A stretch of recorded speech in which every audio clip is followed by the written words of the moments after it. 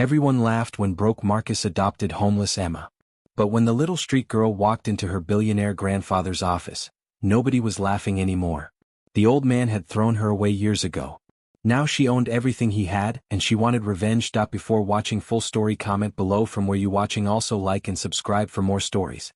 Marcus Wellington stared at the foreclosure notice taped to his mansion's front door. 3 months ago he had been worth $50 million. Today he couldn't afford a cup of coffee. His business partner had stolen everything, disappearing with their company's funds and leaving Marcus with nothing but debt and shame. The neighbors whispered as he walked down the street. "There goes the broke millionaire," they laughed. "Look how the mighty have fallen." Their cruel words cut deep, but Marcus held his head high. He had lost his money but not his dignity. As rain began to fall, Marcus sought shelter under a bridge where the homeless gathered.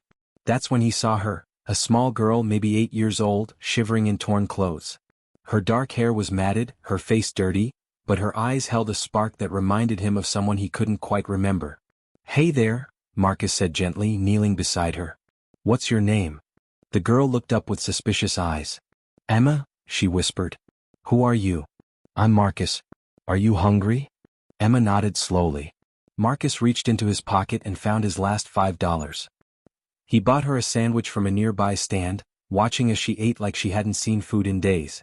"Where are your parents?" he asked. "Gone," Emma said simply.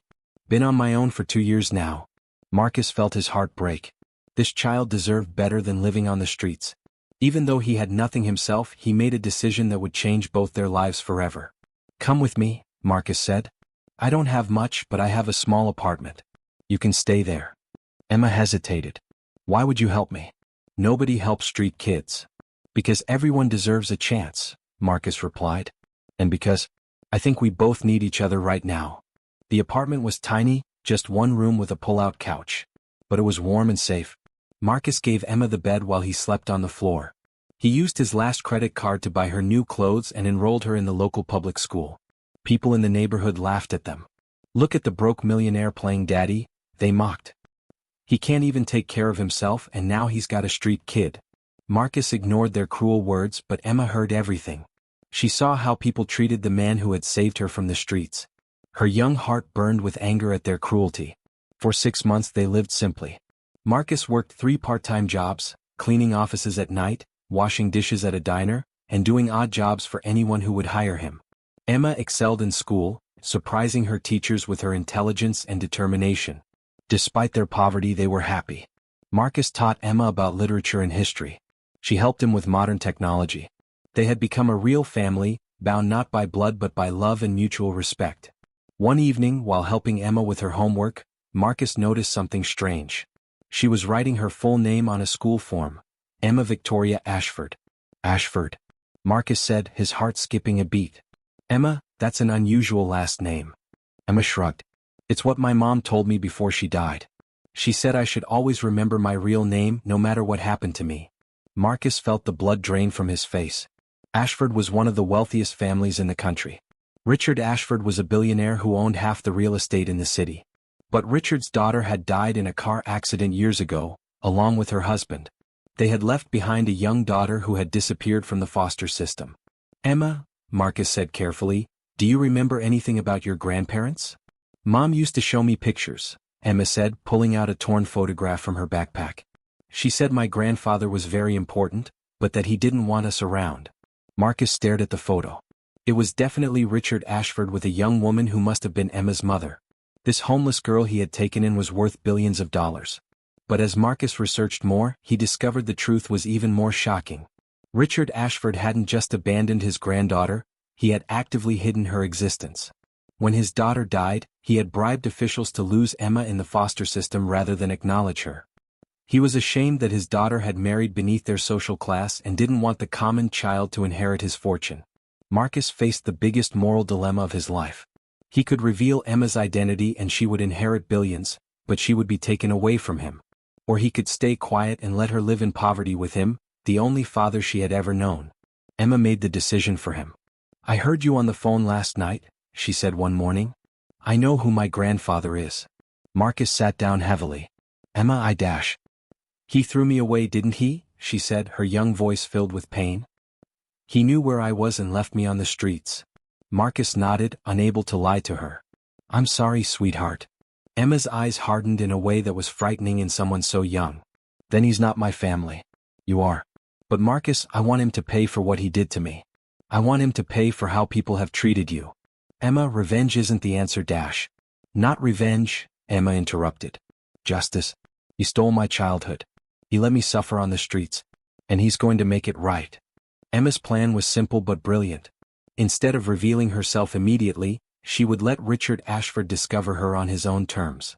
She had Marcus arrange a meeting with Richard, claiming to have information about his missing granddaughter. Richard Ashford sat in his massive office, looking at Marcus with disgust. You have 5 minutes, he said coldly. What do you know about my granddaughter? I know she's alive, Marcus said. I know she's been living on the streets for years while you did nothing to find her. Richard's face went pale. That's impossible. The child died years ago. Did she? Or did you just pay people to make her disappear? Before Richard could respond, Emma walked into the office. She had grown in the months since Marcus found her. She was taller, healthier, but her eyes held the same spark from that photograph. Richard's coffee cup fell from his hands, shattering on the floor. Victoria? He whispered, seeing his dead daughter in Emma's face. My name is Emma, she said firmly. And you're not my grandfather. A grandfather wouldn't leave his grandchild to starve on the streets. I thought you were dead, Richard stammered. The social workers told me. The social workers you paid to lose my files, Emma said, pulling out documents that Marcus had helped her obtain. We have proof. Bank transfers, recorded phone calls, everything. Richard's face crumbled. You don't understand. Your mother, she married that man against my wishes. I was angry, but I never meant for you to suffer. But I did suffer, Emma said, her voice steady despite her young age. I was hungry, cold, scared, and alone for 2 years. Do you know what that does to a child? Richard looked at this small girl who spoke with the authority of someone far beyond her years. What do you want from me? Emma smiled, but it wasn't a child's smile. I want what's rightfully mine. And I want to make sure you never hurt another child the way you hurt me. You have a choice, Emma continued. You can acknowledge me as your heir publicly, admit what you did and make amends. Or these documents go to every newspaper in the country. Richard's lawyers had arrived, but they could only advise him of what he already knew. The evidence was overwhelming. He had committed fraud, child abandonment, and used his wealth to corrupt the system. If I acknowledge you, Richard said slowly, what happens to him? He pointed at Marcus with disdain. Marcus is my father in every way that matters, Emma said firmly. He saved me when you abandoned me. He fed me when you let me starve. He loved me when you forgot I existed. Marcus felt tears in his eyes. This brave little girl was fighting for both of them. Here are my terms, Emma said, sounding more like a CEO than a child. You will publicly acknowledge me as your granddaughter and heir. You will apologize for abandoning me. Marcus will be given a position in your company, a real position with real authority. And we will establish a foundation to help homeless children, so no other child suffers like I did. Richard's pride warred with his guilt. People will laugh at me, he said. They'll say I was outsmarted by a child. People already laugh at us, Marcus said, speaking for the first time since Emma entered. They laughed when I adopted a homeless girl. They laughed when I lost everything. But you know what? Their laughter doesn't matter. What matters is doing what's right. Emma walked to the window overlooking the city. Grandfather, she said, using the title for the first time, I could take everything from you in court. I could destroy you the way you tried to destroy me. But I don't want to be like you. I want to be better. Richard looked at this remarkable child, his granddaughter, and saw strength he had never possessed. What kind of position would he want? He asked, nodding toward Marcus. Head of the new foundation, Emma said. He understands what it's like to lose everything. He'll make sure we really help people, not just write checks for show. The press conference was held the following week. Richard Ashford, looking older than his 70 years, stood at the podium with Emma beside him. Marcus waited in the wings, wearing his first new suit in over a year. Ladies and gentlemen, Richard began, his voice shaking slightly, I have an announcement that is both the most shameful and most joyful moment of my life. The room was packed with reporters who had come expecting a business announcement. They got something much more dramatic. 8 years ago, I made the worst decision of my life. When my daughter died, I allowed my pride and prejudice to cloud my judgment. I abandoned my granddaughter, Emma Victoria Ashford, allowing her to disappear into the foster system rather than acknowledge her existence. Gasps filled the room. Richard continued, "For 2 years, this brave little girl lived on the streets while I lived in luxury, telling myself she was better off without me. I was wrong. I was cruel. And I am deeply sorry." Emma stepped forward to the microphone. Despite her small stature, she commanded the room's attention.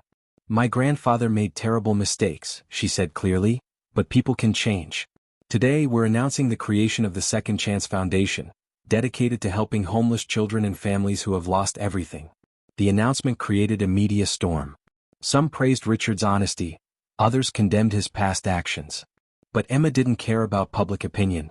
She had her family back, both the grandfather who was trying to make amends and the father who had never left her side.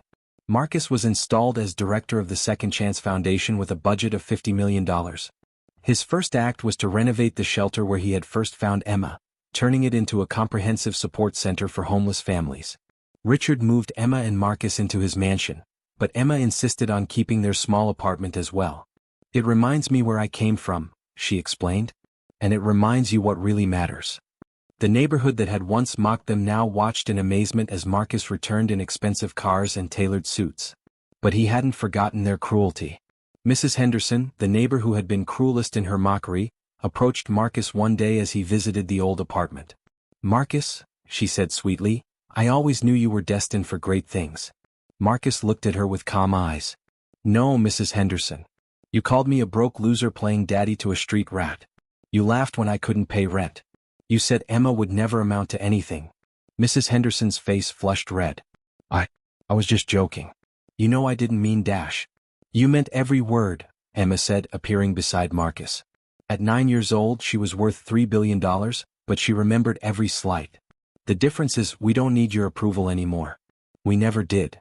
They walked away, leaving Mrs. Henderson standing alone on the sidewalk. It wasn't cruel revenge, it was simply the truth. 1 year later, Emma stood in the boardroom of Ashford Industries, wearing a small business suit that had been tailored just for her. At 10 years old, she was the youngest board member in corporate history. "The Second Chance Foundation has helped over 10,000 families this year," Marcus reported to the board. "We've built 12 new shelters, funded job training programs, and ensured that no child in this city has to sleep on the streets." Richard watched his granddaughter with pride and amazement. She had insisted on learning the business, understanding every aspect of the company she would one day inherit. But more than that, she had taught him what really mattered. "I have an announcement," Richard said as the meeting concluded. "Effective immediately, Emma Victoria Ashford will be my successor as CEO of Ashford Industries, with Marcus Wellington serving as chairman of the board until she reaches majority." The room erupted in discussion, but Emma simply smiled. She had gone from a homeless child to the heir of a billion-dollar empire, but she had never forgotten the man who saved her when she had nothing. 5 years later, Emma, now 15 and already showing signs of becoming a formidable businesswoman, sat in the garden of the Ashford mansion with Marcus. Richard had passed away peacefully the year before, having spent his final years trying to make up for his earlier mistakes. "Do you ever regret it?" Marcus asked. "Taking on all this responsibility so young?" Emma looked at the man who had given up everything for a homeless child. "Never," she said firmly. "But I sometimes wonder what would have happened if you had walked past that bridge that day." "I would never have walked past you," Marcus said. "Family isn't about blood or money, Emma. It's about showing up when it matters." Emma smiled, the same bright smile she had given him years ago when he bought her that first sandwich. "Then we were always family, weren't we?" Marcus nodded, watching the sunset paint the sky in brilliant colors. They had started with nothing but each other, and in the end that had been everything they needed. The broke millionaire and the homeless girl had become one of the most powerful families in the country, not because of their wealth, but because of their love, determination, and refusal to let the world's cruelty define them. And somewhere in the city, in the shelters and programs they had built, other lost children were finding their second chances, proving that sometimes the greatest riches come not from what you inherit, but from what you choose to give away.